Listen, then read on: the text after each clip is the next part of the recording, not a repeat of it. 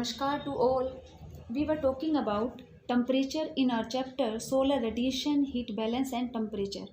हम बात कर रहे थे बेटे किस बात की, आपके तापमान की, और वो भी आपके पाठ सौर विकिरण, ऊष्मा संतुलन और तापमान में, ठीक है ना। और हम उसमें से भी टेम्परेचर की बात कर रहे थे। And in our previous lecture बेटा we have discussed about the horizontal distribution of temperature and vertical distribution of temperature.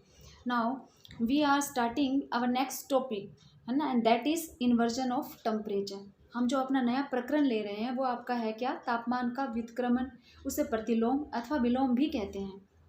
Inversion का मतलब उल्टे से है, और प्रतिलोम का मतलब विलोम भी आपने किया है ना, जैसे आप पर्यायवाची या समान अर्थ के करते हो, और विलोम का मतलब उल्टा, तो यहाँ भी उल्टा, ठीक है. अब यहाँ विलोम का मतलब हम जो ले रहे हैं तापमान का, उससे क्या मतलब है. देखो नॉर्मल कंडीशंस के अंदर हम ये देखते हैं कि हम जैसे जैसे ऊंचाई पर जाते हैं तो टेम्परेचर है वो डिक्रीज होता है, ठीक है ना. नॉर्मल कंडीशंस में ऐसे ही होता है कि the temperature of the atmosphere falls with altitude, but there are some special conditions बेटा under which the atmospheric temperature increases instead of decreasing with height. मतलब ऊंचाई बढ़ने के साथ तापमान घटने के स्थान पर बढ़ता है. हमने किया था नॉर्मल लैब्स रेट के अंदर कि आप जैसे ही 165 मीटर ऊंचा जाते हो तो 1 डिग्री सेल्सियस टेम्परेचर डिक्रीज होता है ना. नॉर्मल लैब्स रेट के अंदर हमने ये किया था. तो अब यहाँ हमें क्या करना है, हम ऊपर जा रहे हैं परंतु तापमान घट नहीं रहा, ठीक है ना. ऊपर के लेयर के अंदर तापमान बढ़ रहा है. इसे ही हम क्या कहते हैं, तापमान का व्युत्क्रमण या फिर इन्वर्जन ऑफ टेम्परेचर कहा जाता है, ठीक है. अब हमें ये देखना है कि कौन कौन सी कंडीशंस हैं जिन कंडीशंस में होता है. Means it is clear that in case of inversion of temperature the air near the earth surface is cold while higher above it is warm. कि हम ये कह रहे हैं ऊपर जाने पर तापमान बढ़ रहा है, तो इसका मतलब नीचे की लेयर ठंडी मिलेगी जो पृथ्वी के धरातल के साथ सरफेस के साथ लगती है, और बेटा ऊपर वाली जो लेयर है वो आपको क्या मिलेगी, गर्म मिलेगी, है ना. और नॉर्मल कंडीशंस के अंदर क्या होता है, ऊपर वाली लेयर है वो आपकी ठंडी होती है. सो बेटा जी, which conditions favour inversion of temperature. Let's start. Come to the first point बेटा, लॉन्ग नाइट्स, लंबी रातें, ठीक है ना. Insolation is received during day time बेटा and it is radiated during night. पता है आपको अच्छी तरह से कि पृथ्वी दिन के समय ताप ग्रहण करती है और रात के समय वो ताप छोड़ती है, ठीक है. क्योंकि दिन में ही सूर्य की किरणें मिल रही है ना, इसलिए रात को पृथ्वी क्या हो जाएगी, ताप छोड़ रही है, मतलब रेडिएट कर रही है नाइट के अंदर, तो इसका मतलब वो ठंडी हो जाती है. The earth surface cools down at night due to radiation and the air of the lower layer touching the earth's surface is sufficiently cooled while the air of upper layer is still warm. Simple है ना. नीचे की layer जो धरातल के साथ लग रही है वो आपकी ठंडी हो जाएगी रात को, ठीक है, और उससे ऊपर वाली जो लेयर है बेटा वो आपकी गर्म रहेगी. और हम नॉर्मल जो लैब्स रेट है उसके अकॉर्डिंग हम ये मानते हैं, या नॉर्मल कंडीशंस में हम ऐसा मानते हैं कि ऊपर की लेयर आपको ठंडी मिलनी चाहिए और नीचे की लेयर आपको गर्म मिलनी चाहिए. पर यहाँ क्या हो रहा है, उल्टा.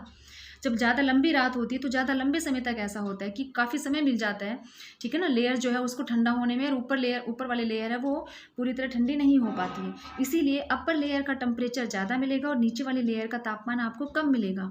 तो लॉन्ग नाइट्स हैं वो क्या, are helpful for inversion of temperature. वो तापमान के व्युत्क्रमण जो है उसके लिए, अगर तापमान के व्युत्क्रमण में लंबी रातों का होना है वो आवश्यक हो जाता है, ठीक है. इसका मतलब लॉन्ग नाइट्स है वो फेवर करती हैं किसमें, उसके प्रतिलोम में या विलोम में, तापमान के, ठीक है ना, या इन्वर्जन ऑफ टेम्परेचर में, ठीक है. ऐसे ही आपका नेक्स्ट देखिए, क्लियर स्काई, ठीक है ना, मतलब स्वच्छ आकाश. स्वच्छ आकाश का मतलब ये नहीं कि तारे सूरज सब गायब, ठीक है ना. यहाँ पर स्वच्छ आकाश जो है इसका मतलब हम किससे ले रहे हैं बेटा, कि उसमें आपके बादल ना हो, ठीक है ना, मेघ रहित आकाश का होना, उसे हम यहाँ क्लियर स्काई कहते हैं. कभी उड़ा दो आपको कि तारे तूरे सब प्लैनेट सब गायब ऐसा नहीं होगा, ठीक है. तो क्लियर स्काई का मतलब यहाँ पर क्या है, देखिए, reflection of heat radiation by earth surface there by cooling it, ठीक है ना. Clouds obstruct this reflection and hamper the occurrences of inversion of temperature.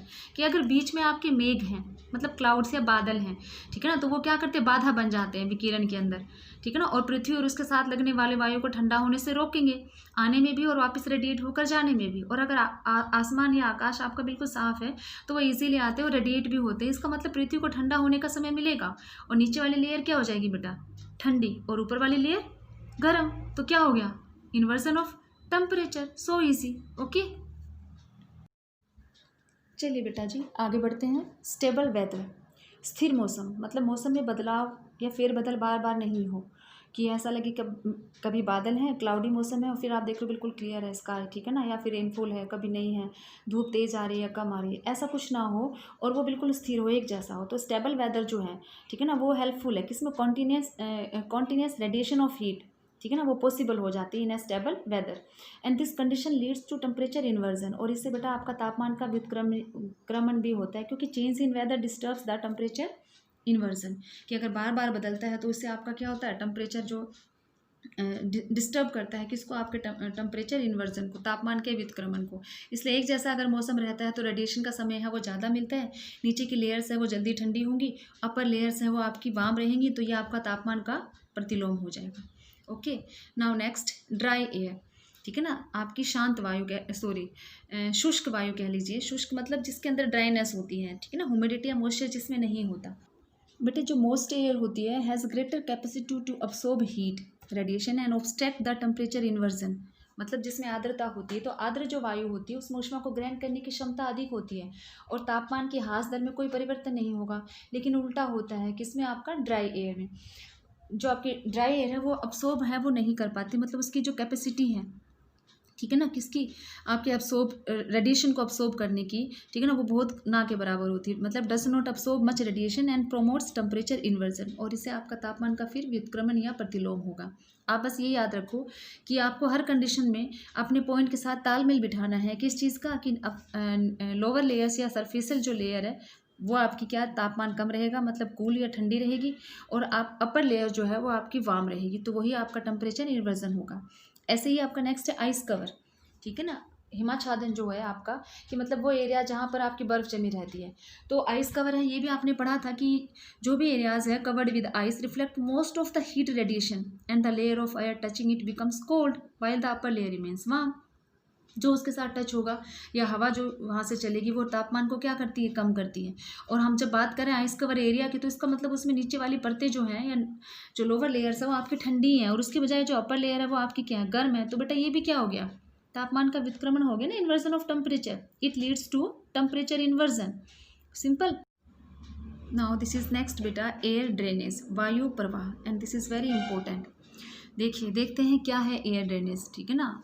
During long winter nights the air on higher slopes cool down quickly and becomes dense, मतलब लंबी जो रातें, वो भी बेटा हम बात कर रहे हैं कब की, विंटर्स की, विंटर नाइट्स की ना, सर्दियों की है, शीत ऋतु की बात कर रहे हैं कि सर्दियों में रातें लंबी होती है, हमें पता है, और दिन छोटे होते हैं ना। तो यहाँ भी वही है कि लंबी रातें जब होती हैं तो आपकी जो हवा है हायर स्लोप की, मतलब उच्च पर्वतीय जो क्षेत्र है हम उन्हीं की बात करते हैं, ठीक है ना। पर्वतीय ढलानों पर जो ऊंचाई वाले क्षेत्र हैं उनमें शीत वायु है वो ऊंचे स्थानों से खिसक कर नीचे स्थानों पर आ जाती है। क्यों, क्योंकि वो ठंडी होती है, उसकी डेंसिटी इंक्रीज होती है, तो वो नीचे आती है। It moves down the slope and settle down on the valley bottom, वो ऊपर से खिसक कर नीचे आती है और नीचे तलहटी पर आना शुरू करती है। नीचे आती है तो नीचे जो वाम एयर है वो उसको पुशअप करती है, धकेलती है, ठीक है ना। जो उसकी बजाय गर्म होती है, बहुत गर्म नहीं होती कंपैरेटिवली, आपकी जो अपर लेयर है उसकी बजाय वो गर्म होती है। तो ऊपर वाली ठंडी वायु जब नीचे आती है तो वो नीचे वाली गर्म वायु को ऊपर की तरफ धकेलती है, ठीक है ना। Sometimes the temperature of the air at the valley bottom false below freezing point, और कई बार जो नीचे की जो परत है उसका तापमान जो है वो बहुत ज़्यादा हिमांक से भी नीचे गिर जाता है। तो इस तरह बेटा आपकी जो शीत वायु है वो पहाड़ी ढालों से धीरे धीरे नीचे खिसक कर घाटी में जो इकट्ठा होती है, मतलब आपके उन अपर एरिया से आके स्लोप के साथ साथ और बॉटम पर आकर इकट्ठा होती है, इसी को हम एयर ड्रेनेज कहते हैं या वायु प्रवाह कहते हैं। तो इससे घाटी की तली पर वायु का तापमान है वो कम रहेगा और ऊंचाई पर अधिक रहेगा, मतलब बॉटम पर टेम्परेचर कम है ना, और आपके ऊपर जो है वो आपका टेम्परेचर है वो अधिक है, मतलब उससे कंपैरेटिवली जो उसकी बजाय है वो आपका ज़्यादा होता है। तो ये आपका क्या हो गया, इन्वर्जन ऑफ टेम्परेचर हो गया। लुक बेटा, सी इन दिस टू फिगर्स, हम इन दो जो फिगर दिए हुए हैं आपके, ये आपके चित्र हैं, इनमें भी देख सकते हैं। आपके दोनों जो है डे और नाइट का दिया हुआ है, ठीक है ना। डे टाइम में हम ये देख रहे हैं कि आपकी जो नीचे है वो आपकी वार्म एयर है और आपके ऊपर जो है वो आपकी कूल एयर होती है, क्योंकि हाइट के साथ टेम्परेचर डिक्रीज होता है ना नॉर्मल कंडीशंस में, ठीक है। तो आपकी जो ऊपर वाली जो कूल एयर है वो नीचे की तरफ आती है, मतलब वार्म एयर है वो गर्म होने के कारण हल्की होती है और वो ऊंची उठती है, ऊपर उठती है तो वो कूल एयर को क्या पुश करती है और नीचे की तरफ धकेलती है। नीचे आएगी तो ये ठंडी होगी और वो ऊपर क्या है आपकी गर्म है, तो ऊपर आपकी टेम्परेचर ज़्यादा है और नीचे आपका टेम्परेचर कम है। इन्वर्जन ऑफ टेम्परेचर हो गया। नेक्स्ट फिगर में आइए, इसमें देखिए हम बात करें रात की, ठीक है ना। रात को आपकी ऊपर जो स्लोप के ऊपर जो आपकी एयर है, ठीक है ना, वो कूल एयर है, उसकी डेंसिटी ज़्यादा होने के कारण वो घाटी के साथ धीरे धीरे नीचे खिसकती है और वो नीचे आ जाती है तलहटी में। तलहटी में आकर जो वार्म एयर उसको पुश करके ऊपर की तरफ धकेल देती है। तो नीचे वाली लेयर जो है वो आपकी क्या है, ठंडी है, और ऊपर वाली जो है आपकी वो गर्म है। तो ये भी बेटे क्या हो गया आपका इन्वर्जन ऑफ टेम्परेचर।